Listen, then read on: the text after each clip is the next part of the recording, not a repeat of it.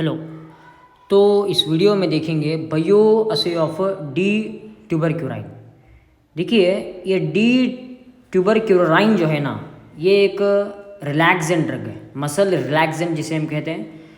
इस बायो असे मतलब इसका डी ट्यूबरक्यूराइन का बायो असे हम देखेंगे आज। दो मेन मेथड्स है जिसे हम इसका बायो असे कैरी कर सकते हैं।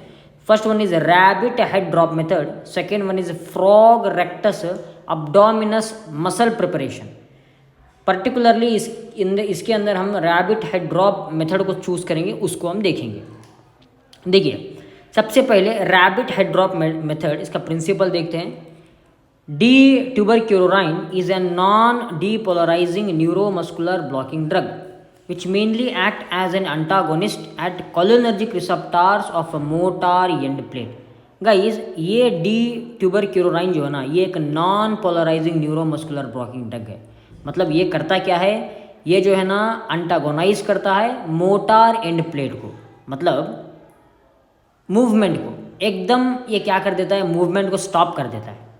क्या ये हमारा डी ट्यूबरक्यूराइन को मूवमेंट को एकदम स्टॉप कर देता है। इसी कारण से जो ना वो रैबिट का हेड एकदम सडनली रिलैक्स होकर नीचे गिर जाता है, ठीक है, एकदम सडनली। इसी कारण it blocks neuromuscular transmission and causes motor paralysis. समझ रहे हो ना, ये छोटा सा है प्रिंसिपल। एग्जैक्ट प्रिंसिपल क्या है आपको पता है बायोसी का, मैं बोलूँगा वो भी आपको। It is injected into the marginal ear vein of the rabbit's ear until the neck muscles are paralysed and rabbit drops its head. आपको मार्जिनल वेन तो पता है, ear, marginal ear vein rabbit का, ठीक। नेक्स्ट प्रीवियस वीडियो में हमने देखा था। हाँ, वो नेक मसल जो है ना पैरालाइज होंगे और रैबिट जो है ना ड्रॉप्स इट्स हेड कर देगा, ठीक है। The total amount of test sample required to produce head drop is compared with that of the standard preparation. ये हमारा प्रिंसिपल है। प्रोसीजर की बात करें तो healthy rabbits weighing 2 kgs are selected. 2 kgs मतलब वो रैबिट 2 kgs के रहना है particularly. The minimum of 4 rabbits are used for testing each sample. कितने रैबिट्स यूज़ करेंगे, मिनिमम 4 रैबिट तो मिनिमम है गाइस। आप चाहे तो 8 रैबिट का भी इस्तेमाल कर सकते हो, 6 रैबिट के भी इस्तेमाल कर सकते हो। मतलब मिनिमम क्राइटेरिया जो है ना 4 रैबिट्स का है। Each rabbit is placed in a holder with its head protruding outside such that the head is freely movable. मतलब वो रैबिट का हेड होल्डर के अंदर इस तरीके से रहना है कि उनका हेड जो है ना बाहर आना है, ओके, प्रोट्रूडिंग आउटसाइड होना है। आपको स्क्रीन पर दिख रहा है, such that the head is freely movable. उसका हेड जो है ना आराम से मूव होना चाहिए। Standard preparation of D tubocurarine जो कि 0.012% है इन सलाइन सोल्यूशन, इसको is infused into the marginal when at the rate of 0.4 ml per minute until the head drops in. आपको क्या करना है, स्टैंडर्ड डी ट्यूबरक्यूराइन इन्फ्यूज करना है marginal vein of the rabbit, okay, at the rate of 0.4 ml per minute. कब तक आपको insert करना है guys, until the head drop is seen. आपको हेड ड्रॉप दिख गया तो हटा दीजिएगा। The mean dose of standard preparation that produces the head drop is calculated, okay.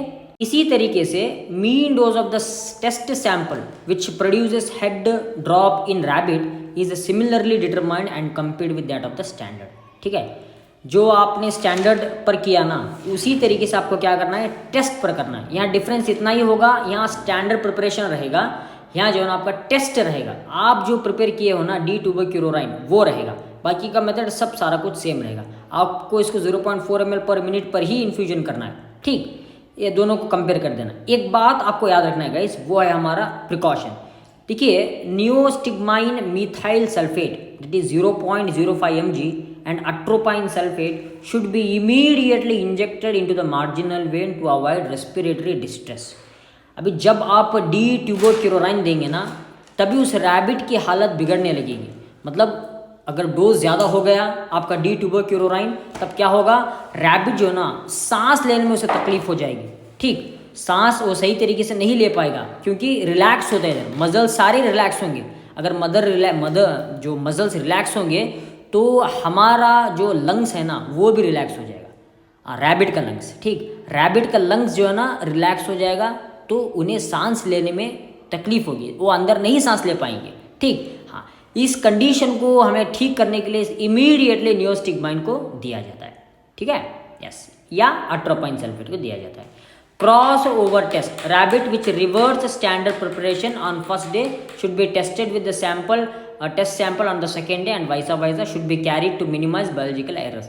देखिए ये भी मेथड आप कैरी कर सकते हो, मतलब क्रॉस ओवर टेस्ट जिसे हम कहते हैं, मतलब वो रैबिट्स जिसे हम सबसे पहले स्टैंडर्ड दिए थे, दूसरे दिन उन्हीं रैबिट को हमको टेस्ट देना है, मतलब टेस्ट प्रिपरेशन देना है।